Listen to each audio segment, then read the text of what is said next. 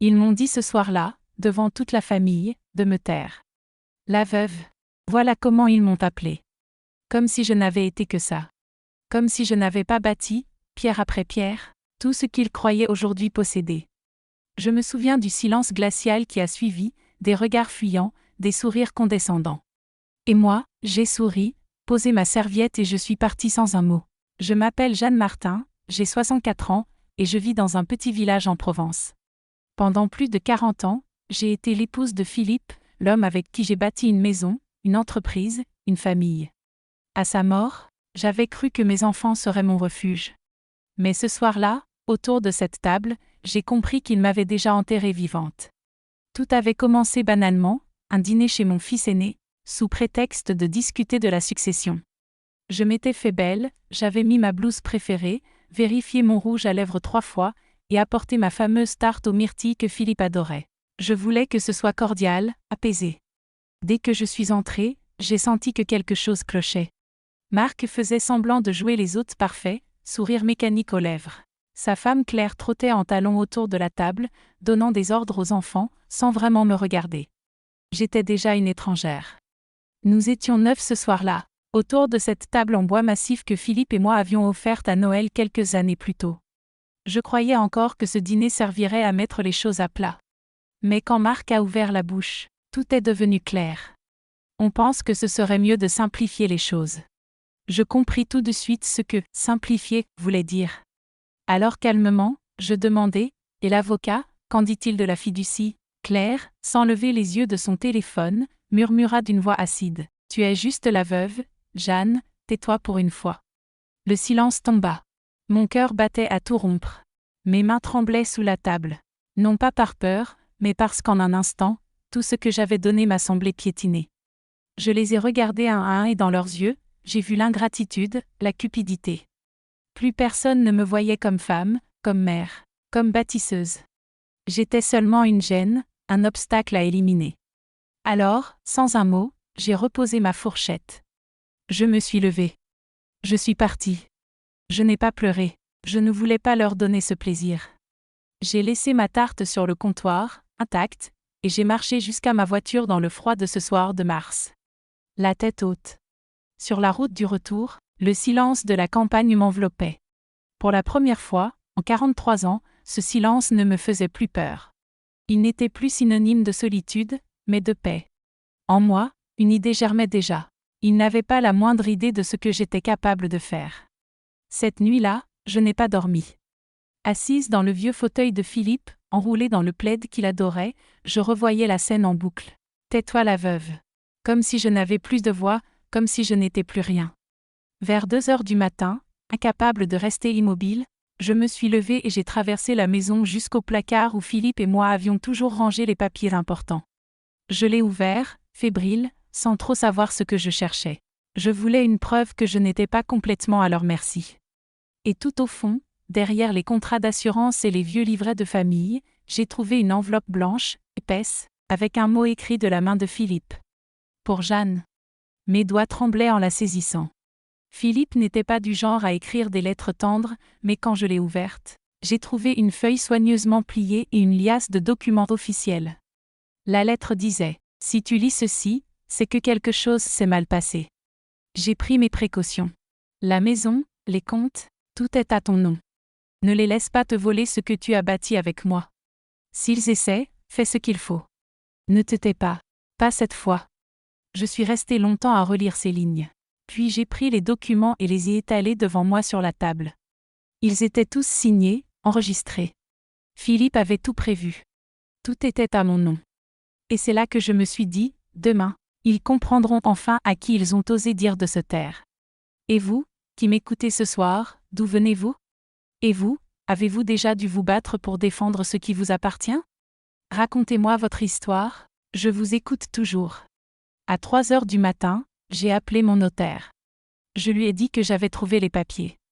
Je lui ai dit que je voulais tout activer immédiatement. Il m'a répondu, ne dites rien pour l'instant. Je passe à votre maison demain matin à 9 heures. En raccrochant, j'ai regardé le portrait de Philippe sur le mur et lui ai murmuré. Ne t'inquiète pas, maintenant c'est moi qui veille sur tout. Demain, ils comprendront enfin à qui ils ont osé dire de se taire. Le lendemain matin, je me suis réveillée avant même que le soleil ne perce. La maison était silencieuse, figée dans l'air frais du petit matin. Je restais un instant allongée, les yeux ouverts, écoutant mon cœur battre, mes pensées déjà en ordre. Je n'avais pas fermé l'œil de la nuit et pourtant, je me sentais étrangement vivante, portée par une énergie nouvelle. À 9 heures pile, la voiture du notaire se gara devant la maison. Je me tenais prête, assise à la table de la cuisine, les papiers de Philippe empilés devant moi. Monsieur Delma entra, un homme de confiance qui avait toujours traité Philippe avec respect. Il retira son chapeau, me serra la main et s'assit sans un mot, le visage grave. Je lui tendis la liasse de documents. Il les parcourut lentement, fronçant parfois les sourcils, esquissant même un léger sourire. Il avait tout prévu, murmura-t-il en refermant la chemise. Philippe était un homme prudent. Vous avez raison de réagir maintenant, Madame Martin. Vous êtes en position de force. Ces mots furent comme une caresse. Pendant des mois, depuis la mort de Philippe, je m'étais sentie vulnérable, presque nue. Et là, j'avais la confirmation que tout ce que nous avions bâti ensemble m'appartenait bel et bien. Ni Marc, ni Claire, ni quiconque n'avait le moindre droit sur cette maison, ses comptes, ses terres. Monsieur Delma se pencha vers moi et, d'un ton plus bas, ajouta : mais ne les prévenez pas tout de suite. Laissez-les venir à vous. Laissez-les commettre l'erreur de croire qu'ils peuvent encore vous intimider. Nous activerons discrètement les clauses nécessaires et, quand ils comprendront, il sera trop tard pour eux. Je hochai doucement la tête, silencieuse. Il me fit signer 2 procurations et rangea méthodiquement les documents dans sa mallette. Avant de s'éloigner, il posa une main légère sur mon épaule et murmura : restez forte, vous possédez ce qui vous revient. Quand il disparut, je restai un long moment seul à la table de la cuisine, le regard perdu dans la cour baignée par le soleil. Une brise douce agitait les feuilles du tilleul au fond du jardin. Je ressentais une sérénité étrange. La colère d'hier avait cédé la place à une détermination froide et précise.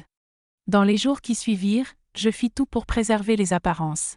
Je me rendais au marché comme à mon habitude, choisissant mes légumes et échangeant quelques mots avec la boulangère. Dans le village, chacun continuait à me voir comme la veuve respectable, un peu effacée, ayant perdu trop tôt son mari.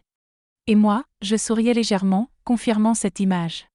Mais derrière ce sourire, je préparais déjà mes prochains mouvements. Je pris rendez-vous avec la banque. Je sécurisais mes comptes. Je demandais à la société agricole qui exploitait mes parcelles de me verser directement les loyers. Désormais, je signais un mandat de gestion pour m'assurer qu'aucun mouvement suspect ne pourrait plus jamais avoir lieu sur mes biens. Le jeudi, je reçus un appel de Marc. « Maman », commença-t-il avec un ton faussement cordial, « on voulait savoir si tu étais disponible dimanche pour déjeuner. Il reste encore quelques détails à régler. » Je fermai les yeux, écoutant son air condescendant, comme s'il croyait que j'allais obéir sans discuter. Je souris intérieurement, invisible pour lui, et répondis, « Bien sûr, dimanche midi, je vous attends. » Le dimanche arriva et je revêtis ma plus belle robe. Je préparai un repas digne d'une fête, un gigot d'agneau aux herbes, un gratin dauphinois, une salade fraîche et une tarte aux poires. Je dressai la table avec le service en porcelaine, celui que nous n'avions plus utilisé depuis des années. Marc et Claire arrivèrent, arborant ce petit sourire satisfait de ceux qui croient avoir déjà gagné. Ils s'installèrent à table et je les servis avec un sourire parfait. Je jouais mon rôle à la perfection, attentif, doux, presque soumis. Rapidement, ils entamèrent leur petit discours. La maison était trop grande pour moi, la gestion des terres me dépassait, et tout serait plus simple si je leur laissais la main. Je hochais la tête de temps à autre, veillant à ne jamais les interrompre. Ils ne se rendaient pas compte que je les observais, comme on surveille 2 enfants innocents en train de bâtir un château de sable que la marée finira par emporter. Lorsqu'ils eurent terminé leur discours, je me levai lentement et déposai un dossier sur la table. Marc fronça les sourcils, déjà moins sûr de lui. Claire pinça les lèvres, mal à l'aise. Je pris la parole d'un ton calme. Vous semblez croire que ma mémoire est courte, que je ne suis qu'une veuve impuissante incapable de me défendre. Mais vous vous méprenez. Philippe m'a tout confié avant son départ. Il a pensé à chaque détail. Cette maison, ces terres, ces comptes, tout est à moi, et rien, absolument rien, ne vous revient. Le silence s'installa dans la salle à manger, pesant, glacial. Je vis leur assurance fondre, leur visage perdre couleur. Je poursuivis d'une voix plus basse mais ferme. Vous m'avez humilié l'autre soir devant toute la famille. Vous m'avez traité comme si je n'étais rien. Aujourd'hui, c'est vous qui n'avez plus rien à dire. Je refermai le dossier et me rassis, reprenant ma fourchette pour goûter la tarte. Je savourais chaque bouchée en les regardant se déliter, incapable de trouver un mot. Ce jour-là, je compris que j'avais enfin récupéré ce qui m'appartenait, et que plus jamais personne ne pourrait me l'ôter. Les jours qui suivirent ce déjeuner furent d'un calme trompeur. La maison semblait plus lumineuse, plus légère, comme si la tension accumulée depuis des mois avait quitté les murs. Pourtant, je sentais que quelque chose se tramait encore. Marc et Claire n'avaient pas dit leur dernier mot, j'en étais certaine. Leur silence après ce repas n'avait rien de la reddition. C'était le signe de ceux qui ruminent, attendant leur prochaine attaque. Moi, je me préparais déjà.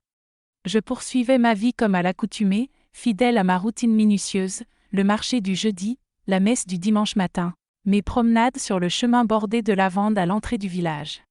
Je croisais les voisins, échangeais quelques sourires et quelques mots sur le temps ou la saison des cerises. Ils n'avaient aucune idée du volcan qui bouillonnait sous ma tranquillité. Un matin, en revenant de la boulangerie, je découvris une enveloppe glissée sous ma porte. Il n'y avait ni timbre, ni nom d'expéditeur. À l'intérieur se trouvait une simple feuille dactylographiée. Vous ne tiendrez pas longtemps. Vous feriez mieux de céder avant que tout ne s'effondre autour de vous. Je relus ces mots plusieurs fois, puis froissai le papier et le jetai à la poubelle. Pas un muscle de mon visage ne bougea. Il croyait pouvoir m'intimider après tout ce que j'avais traversé. Le soir suivant, le téléphone sonna alors que j'achevais d'arroser les géraniums sur le balcon. C'était Marc. Sa voix était plus froide que d'habitude. « On peut parler ?» demanda-t-il, sans même un bonsoir. « Parler de quoi exactement ?» répondis-je. « De ce que tu comptes faire. On ne peut pas continuer comme ça. » Je pris une profonde inspiration. Je n'ai rien à décider. Tout est en ordre. Tout m'appartient.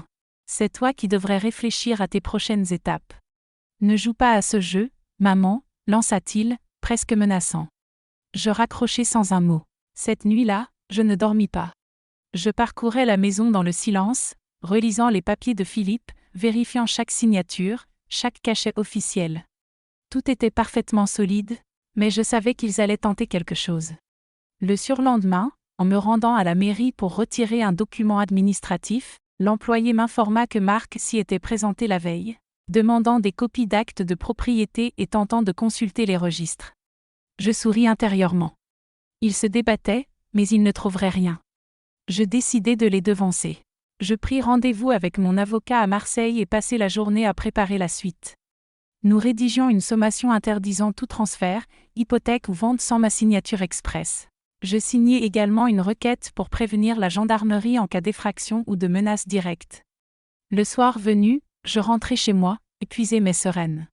Tout était verrouillé. Je m'assis sur la terrasse, un verre de vin à la main, regardant le ciel s'embraser doucement à l'horizon. Je me rappelais cette phrase que Philippe répétait toujours dans les moments difficiles. Les serpents se dévorent eux-mêmes, il suffit d'attendre. Alors j'attendis dans mon silence, sachant déjà que ce silence serait leur pire défaite. Les semaines passèrent, comme prévu, ils revinrent. Un dimanche après-midi, alors que je feuilletais un roman sur la terrasse, j'entendis la sonnette retentir à la grille. En me levant, je vis Marc et Claire derrière les barreaux noirs, raides et mal à l'aise. Leurs silhouettes se découpaient dans la lumière dorée du soir. Je devinais dans leurs yeux une colère mêlée à une détresse qu'ils n'arrivaient plus à dissimuler. Je pris mon temps pour aller ouvrir la grille, essuyant mes mains sur mon tablier et refermant lentement mon livre. Quand j'ouvris enfin, je leur adressai un sourire poli et, d'un geste silencieux, les invitai à entrer. Ils traversèrent la cour jusqu'à la maison, et je sentais le poids de leurs pensées dans chacun de leurs pas. Nous prîmes place dans le salon. Claire croisait les jambes, nerveuse, triturant la sangle de son sac à main. Marc s'éclaircit la gorge, cherchant ses mots. Il finit par dire « On ne peut pas continuer comme ça, maman. On a réfléchi. Tu ne peux pas garder tout ça pour toi seule. Ce n'est pas normal. » Je restai silencieuse, laissant mon regard glisser vers lui. Sa voix, déjà plus hésitante, reprit « La maison est trop grande pour toi. Les terres aussi. C'est ridicule de refuser de partager. » Je me penchai légèrement sur ma chaise, croisant mes mains sur mes genoux, et répondis calmement « Ah oui. Et toi, Tu n'as pas trouvé ridicule de me réduire à la veuve, de me faire taire devant toute la famille? Marc baissa les yeux, pris de court. Claire serra les dents mais resta silencieuse. Je poursuivis, tout ce que vous avez tenté depuis ce jour-là, je l'ai anticipé. Les visites à la mairie, les courriers anonymes, les insinuations, tout. Pourquoi? Vous pensiez que j'allais plier, signer sous vos yeux? Je me levai alors et pris sur la cheminée le dossier que j'avais préparé. Je le déposai sur la table basse devant eux. Regardez bien chaque titre de propriété, chaque relevé de compte, chaque clause signée. Tout est à mon nom. Tout. Marc feuilleta les pages, le visage blême, les doigts tremblants à chaque document qu'il découvrait. Claire, elle, était figée, ses yeux lançaient des éclairs, mais sa bouche restait close. Je me rassis, impassible, et conclus d'une voix posée. Philippe m'a fait confiance. Il savait ce dont vous seriez capable, et il avait raison. Cette maison est à moi. Ces biens sont à moi. Et jamais plus je ne laisserai personne me dicter ce que je dois en faire. Un silence pesant remplit la pièce. Marc finit par refermer le dossier et le repousser du bout des doigts. Je lus dans son regard que quelque chose avait changé. Il savait qu'il avait perdu. Ils partirent peu après, sans réclamer quoi que ce soit, leurs silhouettes se fondant dans le crépuscule. Je les regardai descendre l'allée, refermer la porte derrière eux, puis je me laissai aller contre le battant de bois. Je ne ressentais ni triomphe ni rancune, seulement un immense soulagement, une paix froide mais solide. Dans le silence retrouvé de la maison, je compris enfin que la bataille était terminée et que cette fois, c'était moi qui détenais la victoire. Les jours suivants, la demeure sembla flotter dans une tranquillité presque irréelle. L'air chaud du sud était devenu plus doux, et pour la première fois depuis des mois, je me surpris à écouter les bruits familiers autour de moi. Le chant de cigales au loin, le vent tiède faisant frissonner les branches du figuier dans la cour, le tintement clair des verres dans le vaisselier quand je rangeais la cuisine. Marc et Claire ne revinrent plus. Pas un appel, pas une lettre, pas un mot glissé par un voisin, rien. Je savais pourtant qu'ils rôdaient quelque part, ruminant leur défaite, incapables d'accepter leur impuissance. Mais moi, je ne pensais plus à eux. Je m'occupais de mon jardin, j'essayais de nouvelles recettes, je triais de vieilles photos de famille. Ma vie retrouvait peu à peu son rythme. Un matin, M. Delma, le notaire, vint me rendre visite. Il avait tenu à passer en personne pour m'apporter une copie officielle du jugement confirmant que tous mes biens m'appartenaient désormais à titre définitif. Je le remerciai en silence et signai les derniers papiers qu'il posa devant moi. Avant de partir, il me fixa longuement et dit « Madame Martin, c'est une victoire rare.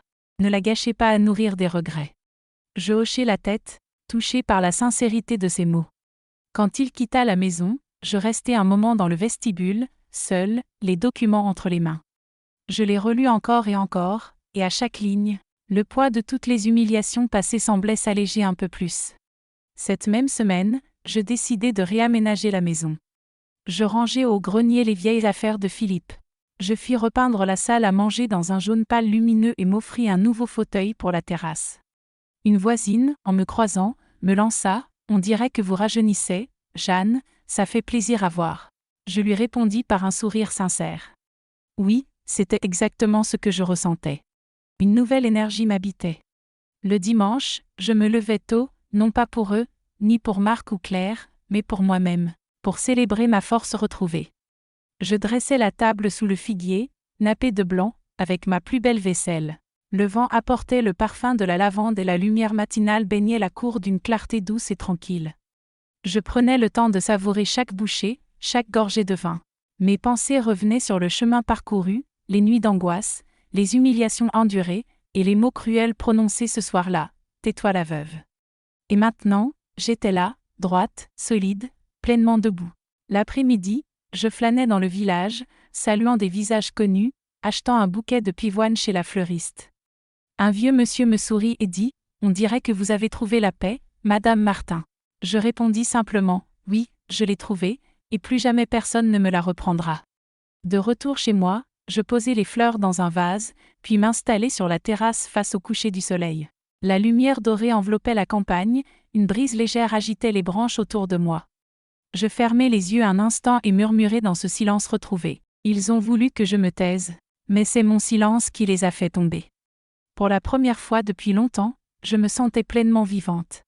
L'été battait son plein dans le sud, et la maison baignait dans une quiétude presque insolente. Les volets bleus restaient ouverts toute la journée, laissant entrer la lumière et les odeurs de lavande séchée flottaient dans chaque pièce. À 64 ans, je redécouvrais le bonheur simple d'être chez moi, seul, sans craindre la moindre intrusion dans ma tranquillité. Marc et Claire n'étaient jamais revenus. Leur silence, après ce fameux dimanche, s'était prolongé pendant des semaines. Quelques rumeurs parvinrent jusqu'à moi, ils avaient quitté la région, ruinés par une affaire malheureuse, forcés de vendre leur maison à la hâte. On disait qu'ils vivaient maintenant dans un petit appartement en périphérie, surveillé par un huissier pour dettes accumulées. Je ne me suis pas soucié de vérifier. Leur chute ne m'intéressait pas. Je n'avais pas eu besoin de lutter plus que nécessaire. Leur avidité les avait consumés d'elle-même. Je consacrais mes journées à moi, reprenant goût au plaisir simple longtemps négligé. Je ressortais mes pinceaux et installais un chevalet sur la terrasse pour capturer la lumière du matin sur les collines. Je cuisinais des plats que Philippe aimait, juste pour sentir les parfums d'autrefois envahir la cuisine. Le soir, je prenais un verre de vin seul sur le banc sous le figuier, écoutant la campagne s'endormir. Les voisins s'étonnaient encore de me voir si épanouie. On frappait à ma porte pour m'inviter à dîner ou proposer des sorties au marché nocturne. Je n'acceptais pas toujours, mais je souriais, car désormais je pouvais choisir, et cela suffisait à rendre mes journées belles. Un matin, de retour du marché avec un panier de fruits frais, je découvris une enveloppe glissée dans la boîte aux lettres. L'écriture me parut immédiatement familière, celle de Marc. Je m'assis sur le banc de pierre devant la maison pour lire. Les lignes étaient maladroitement griffonnées. « Maman, je ne sais pas comment te demander pardon. Tout ce que je peux dire, c'est que j'ai honte de tout. Tu avais toujours raison. Moi, je n'ai fait que blesser. Je ne sais pas si tu pourras un jour me reparler, mais je voulais au moins te dire que je suis désolée. » Je restai longtemps immobile, le papier tremblant entre mes doigts. Je relus ces mots plusieurs fois, incapable de définir ce que je ressentais exactement. Ni joie, ni rancune, ni pitié. Juste une douce lassitude et la certitude que je ne laisserai plus jamais personne avoir ce pouvoir sur moi. Je pliai la lettre et la rangeai dans un tiroir. Puis je me levai et rentrai dans la maison. La lumière ce jour-là était belle, et je me sentais plus légère que jamais. Le soir venu, je m'installai de nouveau sous le figuier avec mon verre de vin. La brise tiède apportait avec elle les parfums des champs et le chant des grillons. Je fermai les yeux, respirai profondément et murmurai. Ils ont voulu me faire taire, mais c'est mon silence qui les a vaincus. Et maintenant, ce silence m'appartient, avec ma victoire. Tranquille et digne, je restai là tandis que l'automne s'installait doucement sur les collines du sud. Les vignes rougies semblaient s'embraser sous la lumière du crépuscule, et la brise plus fraîche faisait frémir les volets de ma maison. Le village retrouvait son calme après le tumulte des touristes d'été, et les marchés du matin embaumaient désormais la noix fraîche et les figues confites. Je continuais ma vie, jour après jour, sans que ma paix ne soit troublée. Chaque matin, en ouvrant mes volets, je sentais que la maison respirait avec moi. Ce n'était plus seulement des murs et un toit, c'était ma revanche, ma dignité. Tout ce que Philippe et moi avions bâti était sauvé, et j'avais repris ce qu'ils avaient tenté de me prendre, ma place, mon espace. Je n'avais plus jamais revu ni Marc ni Claire. Pas un appel, pas un mot depuis cette lettre maladroite déposée quelques semaines plus tôt. Je ne les attendais pas. La seule pensée d'eux ne me causait ni douleur ni colère. Ils appartenaient à un chapitre de ma vie que j'avais enfin refermé. Un matin de novembre, je décidai pourtant de sortir les vieux albums de famille. Assise dans la lumière douce de la salle à manger, je parcourais lentement les pages des albums. La première photo de Philippe et moi, jeunes et main dans la main devant la mairie. La maison en construction, ses pierres encore nues. La naissance de Marc, son premier Noël, ses premiers pas dans le jardin. Puis les années, les visages qui changent, les sourires qui s'estompent peu à peu. Je caressais chaque image du bout des doigts, sans regret. Tout cela avait existé, et je pouvais enfin le contempler sans amertume. Je décidai de ranger ces albums dans un coffret propre et de les poser bien en vue sur une étagère. Je voulais que ces souvenirs demeurent là, témoins d'une vie que personne ne pourrait plus effacer ni falsifier. Ce soir-là, tandis que le vent se levait dehors, je sortis sur la terrasse avec un plaid et un verre de vin. Le ciel était d'un bleu profond, constellé d'étoiles. La lune se levait derrière les collines, claire et silencieuse. Je m'assis sur le banc de pierre, sentant l'air frais sur ma peau, et je pensais à toutes ces nuits où je m'étais senti écrasé, trahi, humilié. Ces nuits où je croyais avoir tout perdu. Puis je songeais à la femme que j'étais devenue. Je réalisais que ce silence, qu'ils avaient pris pour faiblesse, avait été ma plus grande arme. Un silence qui m'avait donné la force d'observer, d'attendre, et de frapper au moment opportun. Un silence qui leur avait tout pris et qui, à moi, avait tout rendu. Je souris doucement, seule dans la nuit. Je sentais presque la présence de Philippe, invisible mais bienveillante, comme s'il murmurait. « Tu as bien fait. Je savais que tu le ferais. » Le lendemain matin, je partis au marché comme à mon habitude. Les étals regorgeaient de châtaignes, de potirons et de bouquets d'automne. Je saluai la fleuriste, qui me fit un clin d'œil. « Vous êtes toujours rayonnante, Madame Martin. » Je lui rendis un sourire sincère. Oui, je l'étais. De retour chez moi, le panier chargé, je traversai la cour et levai les yeux vers la maison. La façade blanche brillait sous le soleil, et pour la première fois depuis longtemps, je ressentis une vraie fierté. En fin d'après-midi, je pris une feuille et rédiguai une lettre. Pas pour eux, pas pour la famille, mais pour moi, pour marquer la fin d'un combat. J'y écrivis, ils avaient cru pouvoir m'écraser, me traiter de veuve, me mépriser et me piétiner devant tous. Mais c'est le silence qu'ils m'avaient imposé qui les a perdus. Aujourd'hui, ce silence est ma couronne, mon triomphe. Je n'ai plus rien à prouver, rien à demander. Je suis chez moi, je suis libre, je suis enfin pleinement moi. Je glissai la lettre dans un coffret de souvenirs. Le soir venu, je retournai sur la terrasse. La lumière dorée s'étirait derrière les collines. La campagne embaumait l'humus et la pierre chauffée par le soleil. Je m'assis sur mon banc, un dernier verre à la main. Et dans le silence parfait de cette fin de journée, je sentis que je n'avais jamais été aussi forte, aussi vivante. Je murmurai doucement. Ils ont voulu me réduire au silence, mais le silence peut être une justice. Et aujourd'hui, il est ma plus belle réponse. Sous la lune paisible, je souris. Parce que tout était à sa place. Parce que j'avais gagné. Et parce que, pour la première fois depuis longtemps, j'étais vraiment heureuse.